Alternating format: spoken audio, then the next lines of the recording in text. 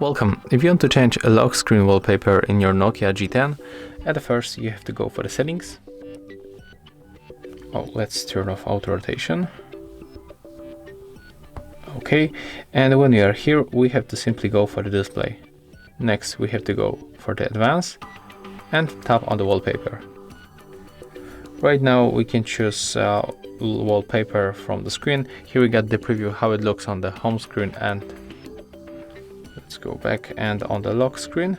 As you can see, I'm going to pick, for example, some kind of the landscape. I'm going to apply this wallpaper, and then we have to choose on the lock screen and tap on this right bottom corner marker and then confirm on the lock screen again. Take a look right now when we are going to lock our smartphone. As you can see, our lock screen wallpaper has changed. So if you find this video helpful, remember to like, comment and subscribe.